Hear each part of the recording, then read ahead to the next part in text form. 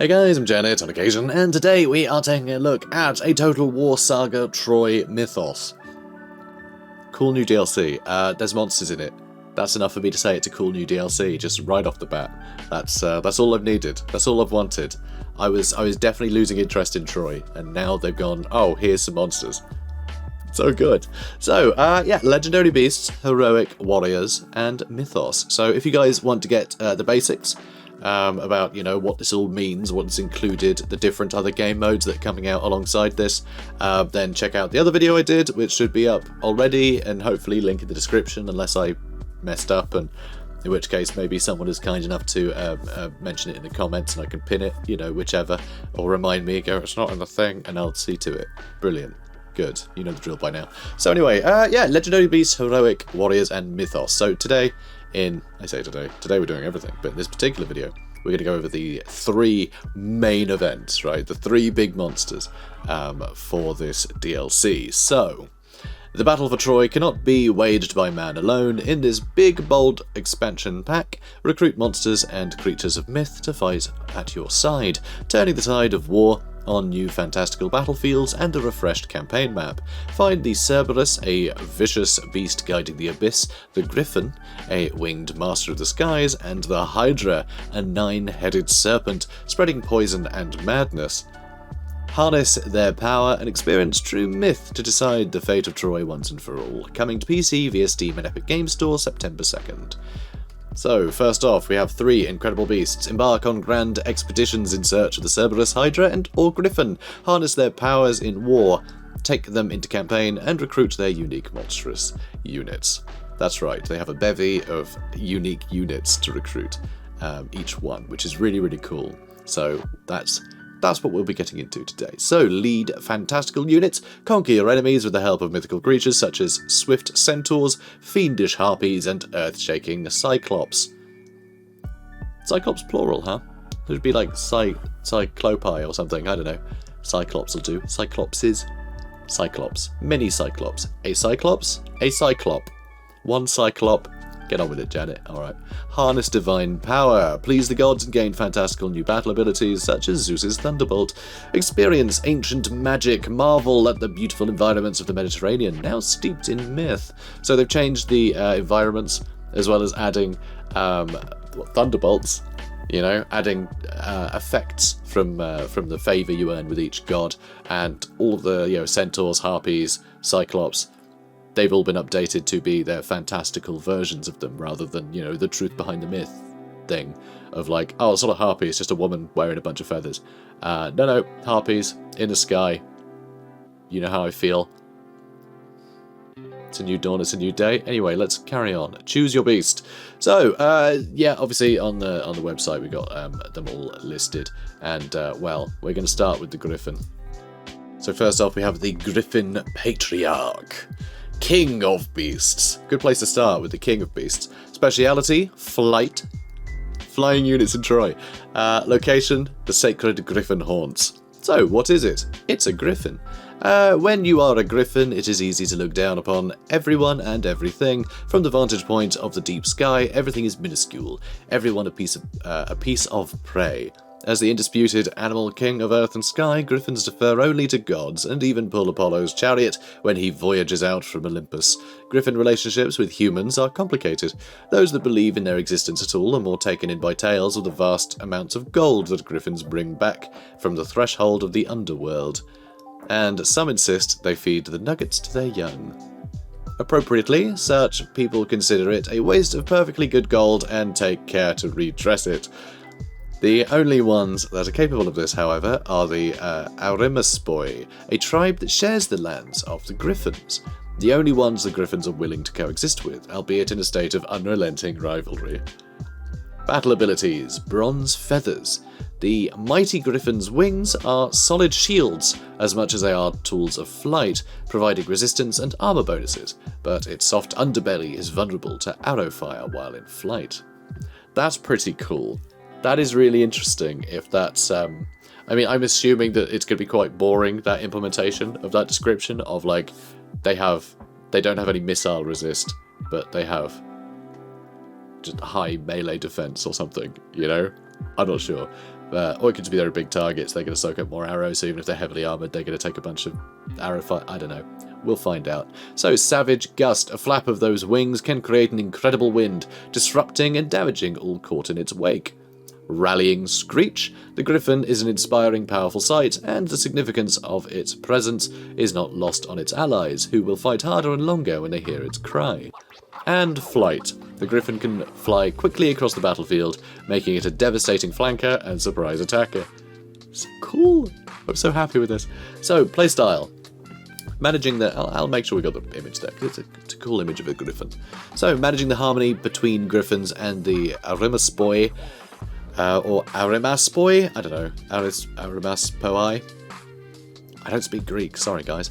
Following them everywhere requires careful thought and action, depending on whether the favour lies with Griffins or the Arimaspoi, or whether the harmony is relatively well preserved. Certain specially tailored advantages are made available to you. The Griffins depend on their incredible manoeuvrability, speed and flanking skills, though they could strain one's gold economy.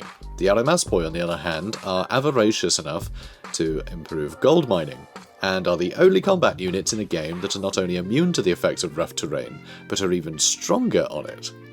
So this I really like. This is something that Troy does very well, that I think other games could learn from, you know, the other Total War games at least.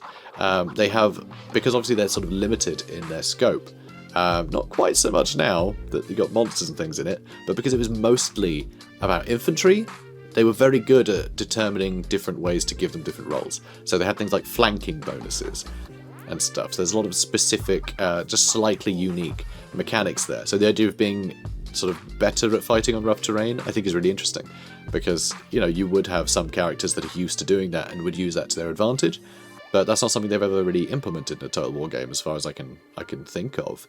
You know, they've given some units Strider, so they're not affected by, you know, terrain, you know, their speed isn't affected running uphill and stuff like that, but like to actually get an advantage out of it is really unique. I love that.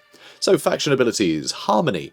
Whether you favour the Arimaspoi, the Griffins, or their alliance will decide a set of powerful buffs affecting those units. Favouring the Griffins powers up the Griffin Patriarch itself, while the human rivals provide gold if preferred. Strengthening their alliance means an army with both units is more powerful. Griffinary and Arimaspoi Camp. The unique builds used to recruit Griffins and Arimaspoi. They increase unit caps, and are buildable in major or gold settlements. Interesting. So they're sort of...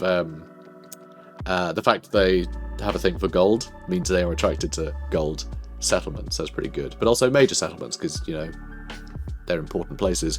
They could always build up some gold there. Why not? So, Griffin Hunt. The Griffin Patriarch's army can enter this stance, prepping for the next turn. On that following turn, they have additional vision and campaign movement range, as well as a massively increased chance to ambush enemies they attack. So that's really interesting. The fact that you can sort of have a stance that scouts the nearby area, so you can then capitalise on the next turn. I think that's really fun, and I guess they've kind of had that with the Lizardmen. They've got a stance that sort of lets them scout a bit. But this feels very flavourful, and I like that. So, post-battle options. Feeding your Griffins post-battle will heal them and provide experience, while preparing a conquered settlement for nesting will decrease the cost of Griffin buildings. Agent actions. The Griffin Patriarch can search for its young or feed them as a unique agent action. This provides various bonuses as well as moving the harmony bar in either direction. Also, unique units. So they have their own units to bring to the field. So you got the Arimaspoi Hunters. The Arimaspoi of the far north share a strange mixture of kinship and fierce rivalry with the Griffins. These Scythians, expertly roaming the wilderness around the cave of Boreas, the Northern Wind, are themselves, uncanny enough, one-eyed and yet sharper-sighted than any normal human. They have one eye. A one-eye, guys. Little cyclops, which is plural for cyclops. So, they decorate their weapons and armour with gold plundered from griffin nests and feathers plucked from griffins themselves. Even their speech emulates the harsh, clipped cries of the winged beasts they battle. Some attribute their obsession with gold to nothing more than greed, yet the Arimaspoi claim the gold carries pieces of their kinsmen's souls, reclaimed by the griffins from the threshold of the underworld. I mean, why not, eh? There's griffins flying around. There's clearly an actual underworld in this case, you know? So, You'd be a bit dumb not to be superstitious, wouldn't you?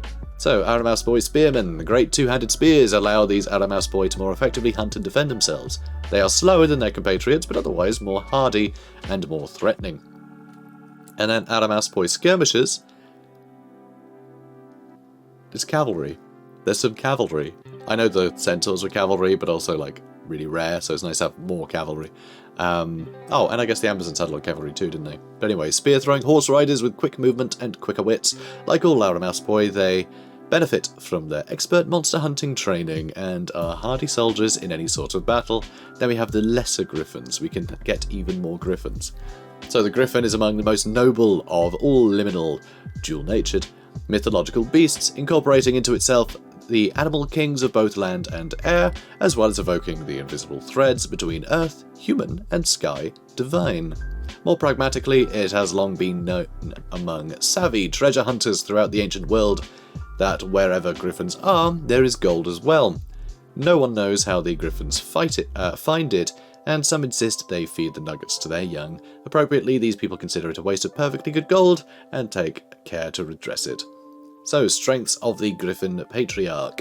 The Griffins and the Aramaspoi present an interesting dynamic contrast between campaign and battle gameplay. Careful choices between the favour of two tribes. On the battlefield, both through the Griffin's flying and the Aramaspoi's extreme skill on any terrain, the hero is empowered as a tactical master, flanking the enemy from any direction, even from above. How to capture. The mythic expedition for the Griffin Patriarch will take you to the boundaries of the known world.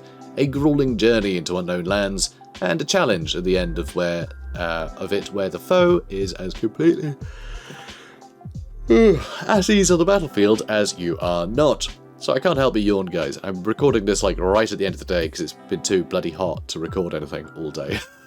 So I'm ready to go to bed already. So select your beast. Yes, we'll look at the other ones too. So next up, the Cerberus. Okay, the Cerberus, the Hound of Hades. Speciality, death. Surely killing. If it specialises in death, then that doesn't sound very threatening. It's like, oh no, the Cerberus has arrived. Oh, never mind.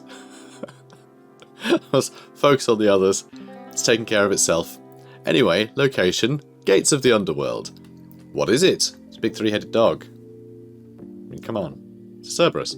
So Cerberus is brother to the Hydra and son of Typhon himself, the inconceivable creature who single-handedly challenged all Olympians and almost defeated them. It is said that Cerberus is in fact a 100-headed beast, yet no more than 3 of its heads can be perceived at any one time. That's quite a lot. I'm stuck in a yawn loop now. Now that I've started, I will not stop, so sorry. Anyway, it is said that Cerberus is in fact a 100-headed beast, blah blah blah. Still he howls and groans with the throats of all the shades, which have well and truly lost all sense of selfhood since laying eyes upon him at the gates of the underworld. Such shades are forever bound to the guardian of the gates. No one really knows what could happen once Cerberus and his shades have well and truly crossed over into the lands of the living. Only that when the souls flow out, others must flow in, and that wherever the hound is, hell is there too. Oh no, it's a naughty big dog. So, revel in death. This is one of his battle abilities. Cerberus becomes more powerful as the battlefield becomes more chaotic, feeding from the energy of the newly stocked underworld and the souls of his prey. Fires of Phlegathon. A large fire explosion straight from the river Phlegathon that can scour enemies and destroy their armor. Summon shades. This sounds fun.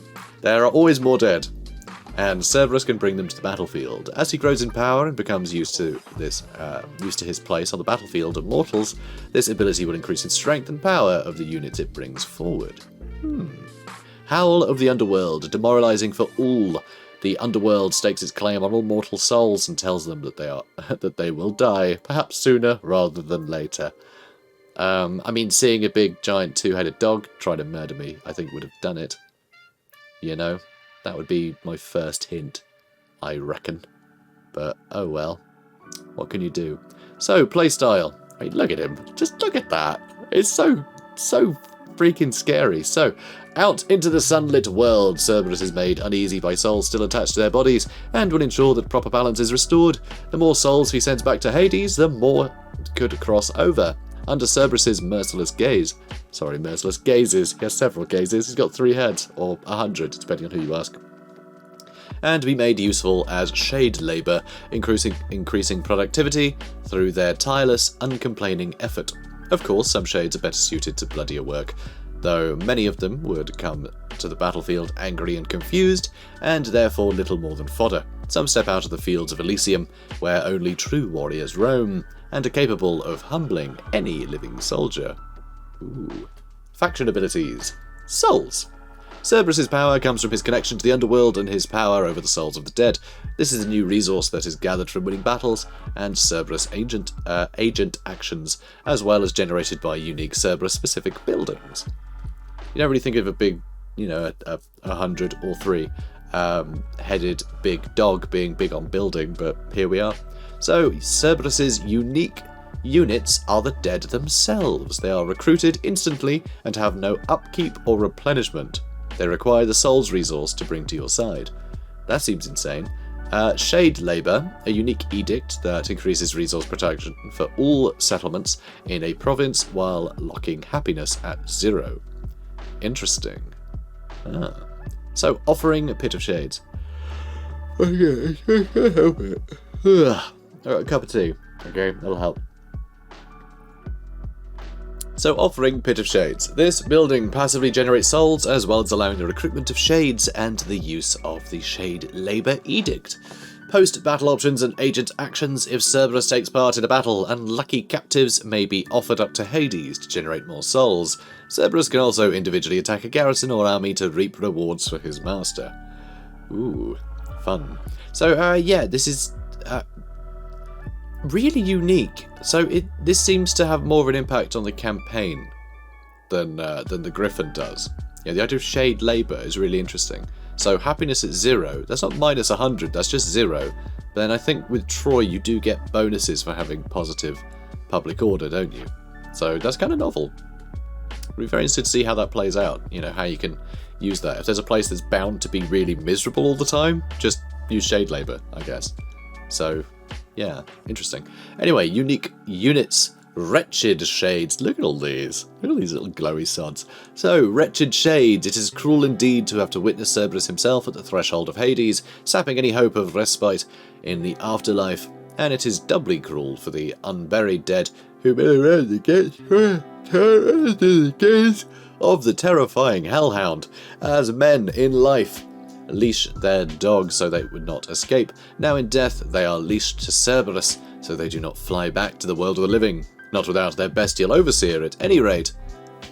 Next up we have the Marksmen of Elysium. So these have earned their place in Elysium, the good boy underworld, or is it an overworld?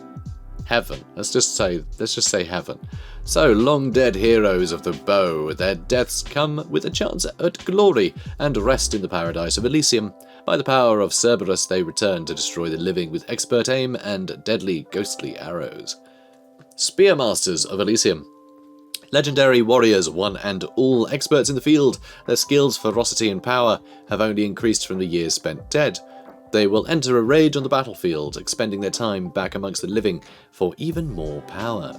And finally we have Giant Shades. The fiercest ghosts of the underworld return to wreak havoc on armies the world over. Like their 3-headed guard, they revel in battle, powering up as more death feeds the underworld. Very cool. Very cool stuff. So the strength of the Cerberus. It is extremely difficult to gain a quick advantage over Cerberus and his forces in battle. The shades will never break. And the more bodies litter the battlefield, the more unstoppable the wave of bloodthirsty undead becomes. In time, Cerberus's victory becomes as inevitable as every mortal's descent to the shores of the Styx. The greatest guardian in Greek myth is best employed by the hero who looks to hold the line until the very end, then returning from the abyss to do it again. I'm gonna have more tea. Okay, fixes everything. Okay. I'm awake. I'm very excited about this. I wish this came at a time when I wasn't exhausted, but here we are. So, how to capture. Oh, sorry, we missed a bit. The greatest guardian in Greek myth is best employed by the hero who looks to hold the line until the very end, then returning from the abyss to do it again. The mythic expedition for Cerberus will, unsurprisingly, take you to the very threshold of the underworld. The journey there will make you follow in the footsteps of myth and meet with obstacles both mundane and divine. Very cool. Alright, and finally we have the Hydra. The Lernean Hydra. Many-headed serpent. Yeah, he's got quite a few, doesn't he? So his speciality, poison. I do love the idea of him sneaking into people's tents, you know, before the day of battle and just putting some poison in their cups. You know, when he's a giant monster with 9 heads and many more than 9 teeth. Lots of teeth. But no, poison. He's quite cute. Anyway, location. The Mother's Sanctum. Don't know who his mother. I guess we'll find out. So, what is it? Defeating the Lernean Hydra was... Is it Lernaean? I think it's Lernaean. Lernean? Whatever. Hydra. Defeating the Hydra... Nailed it.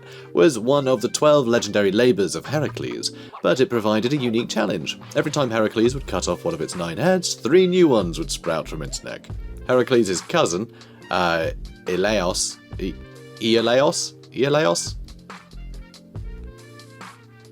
Something like that. Was that an L? Is that Lolaos? Lolaos? I can't tell if that's a capital I or an L. Oh no, it's a capital I, because we've seen a capital L. It's okay, that's Iolaos. Nailed it. Turned out to be very key to victory, cauterizing the Hydra's headless necks so they would not regenerate. Even so, one of the Hydra's heads was truly immortal, and so was buried under a massive rock, consigned to oblivion. Aww. Sad. And yet, long after even Heracles had met his doom, the Hydra's immortal head, endlessly bleeding, worked its subtle poison into the earth, and then into the bodies of the unlucky few who still remained at Lerna. Though many died, some lived. Then the Hydra called to them, and so they came, answering to the voice of the Mother, as they have taken to calling it. Oh, okay. The Hydra is the Mother. Ooh. Now the Hydra slithers again. Life always finds a way. Apparently it's also a dinosaur. Fair enough. Battle abilities. Regeneration. Also, it's just like a Warhammer Hydra. So the Hydra is nearly unkillable and constantly regenerates on the battlefield. Poison. Any and all attacks from the Hydra will infect the target with its blood, dealing damage over time as they decay. So that's fun. So it's actually damage over time poison rather than sort of classic Total War poison that just sort of debuffs them. So I like that. Poison Bomb. Long-range, small explosive spit that affects everything in a radius. And Poison Breath. At close range, the Hydra can unleash its potent breath, infecting everything nearby. And Virulent Blood. Even attacking the Hydra is not safe, as its blood will begin to infect them and destroy armor as they swing. So if you attack it, your armor is negated. That's kind of cool. So really interesting. A lot of really cool poison stuff. I like that. So playstyle. I mean, also, just look at that. So cool. Playstyle. The Hydra exists to simply spread its ruinous legacy no matter the cost, and its cult is intent on establishing footholds wherever they go. However, at the outset, its vitality has taken a toll from years in its weakened state, as well as its defeat by whomever hero proves himself its better during a mythic expedition. Feeding the Hydra will increase its vitality, and enemies are not the only thing on the table. Oh dear. The Hydra prefers to rain death from afar, so as do some of her fanatical cultists, who are more pieces of itself than human beings. The ones used to hold the front line are either tough and self-regenerating, or capable of weakening the enemy even with their own deaths, by literally bleeding poison on them. The Hydra's poisonous powers can even be conferred to regular units, albeit at the cost of vitality. That's really cool. That is really cool, and kind of spooky and Kind of gross. Faction abilities. Vitality. So that's what you're having to spend, I guess, to make poison boys. So a measurement of the Hydra's power, fed by battle or your own forces, can be spent on various buffs for buildings or armies, or simply kept to make the Hydra a true terror. New buildings? 4 buildings, one for each of the Hydra's cultists' units. These are extremely expensive and difficult to build, but the Hydra's power can make things easier. Hydra Feast, a unique stance for the Hydra army which generated vitality in exchange for putting the host army into attrition. Why? Who could say? Oh no. That's a cool idea. I do like that as a concept. Hydra Ritual, an agent action of the Hydra that exchanges vitality for massive boosts to building its unique structures. Okay, interesting. Okay, cool. Post-battle options. As well as feeding enemies to the Hydra, newly conquered settlements can be infused with its power to reduce the cost of Hydra buildings. So that's pretty cool. I like the fact you have to sort of... with all of this stuff, it feels like it gives you more control over how you exploit whatever resource that it grants you. So by taking over a place, you can then decide, oh, I want this to be, associated with my monster, right? And so there's gameplay mechanics to sort of enforce that. So it sort of rewards you in a way that you want to be rewarded, depending on what it is you're doing. And I think that's kind of cool. There's more options for post-battle things I really like. I think that's a nice thing. So, very cool. Unique units, Drinkers of Venom. These look all kind of zombie-ish. Ooh. So maddened by the Hydra's venom and a constant hiss inside their heads, these accursed Lernaeans sought and found the burial place of its immortal head. They knew that they should eat from its flesh and drink from its blood, so it may consume them in its turn and be reborn. Alright, sounds great. Sounds wonderful. Now they roam the land, seeking to spread the Hydra's ruinous domain. Hydra archers, their poison arrows will do a lot of work to bring down and pick off enemies who might otherwise swarm your forces. Great support for a rampaging Hydra. So again, I'm assuming the damage over time, poison, rather than the traditional Total War poison of debuffs, which sounds great, because if you change targets often, you could get some really good value, just weakening everything. That sounds really fun. And Hydra Defenders, tough to the last, regenerative and wielding poison-tipped spears.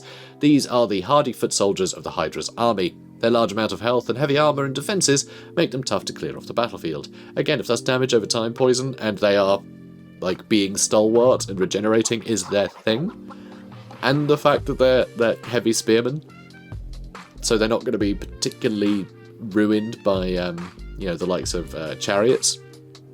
And I guess with the tower shields, archers aren't going to be able to deal with them either. I don't know how you deal with these guys. That sounds terrifying. I guess just like elite swordsmen, I suppose. It sounds very scary. You really want to kill them quick. Which they don't want you to do, because they regenerate, which is terrifying. And then finally, a Hydra priest. A true worshipper of the Hydra, trading battle prowess for mystical powers the drinking of venom has brought. Mystical powers. This is going to be like a wizard. This is going to be like a Hydra wizard. Sounds very interesting. Mystical powers, you know? So, strengths of the Hydra. The Hydra is a life-draining force of nature, whose enemies weaken and drop dead before they can even face it. The more one rushes headlong into the Hydra's poison-dripping maws, the more likely it is they will never even reach it. The Hydra best serves a hero who looks to outlast their opponent. When your enemies are melting inside their armour, time is always on your side. Amazing. How to capture the mythic expedition for the resurrected Hydra will take you through the swamps of Lerna, deep into the domain of the monster's fledgling cult. The deeper you go, the more you will ask yourself, have you also answered a call? Ooh, that's creepy. That's creepy. So really cool. This is looking great. I can't wait to get my hands on this and play it. And I am able to tell you that I can actually show you guys the gameplay on the 6th of August. So that's fun. I don't know what I'm playing yet. I haven't decided, but yeah, I'll get one of these monsters and wave them about in front of you and go look at the monster, and we can all enjoy it. Yeah, it's YouTube. So yeah, should be fun. So guys, if you want to pre-order this, well, if you want to get it on Steam, basically. You can't pre-order it on Steam, but you can pre-order it from nexus.gg/Janet. So you'll get a Steam key there, which will give you access on launch. So nexus.gg/Janet, I get a kickback, and yeah, same sale prices as the bundles that will be available on Steam. So if you want to get the main game, this DLC, and all the other DLCs, it's like 40% off the original asking price. So bit of a bargain, which is nice, and those deals will exist on Nexus. So I'm told. I'm told that'll happen on as of you watching this, it should be. Otherwise, it might be a bit late, but it should be. I just know that sometimes they're a bit late, but they shouldn't be this time. Probably. Go check if you want to support the channel. I'll leave it at that. So guys, comment, like, subscribe. I'll see you in the next one, and yeah, I can't wait to actually show you some content for this game. It's looking really cool, and I think it's kind of what a lot of people were hoping for out of a Total War like Troy experience, because I think historical stuff is a bit vague, you know. The Iliad isn't a historical document, but it's really all we've got. So, you know, the idea of actually showing all the monsters as monsters, I think, is really fun, and I can't wait to show it off and just experience it all. It sounds really fun. So, yeah, comment, like, subscribe. See you in the next one. Take care. Eat your veggies. Bye.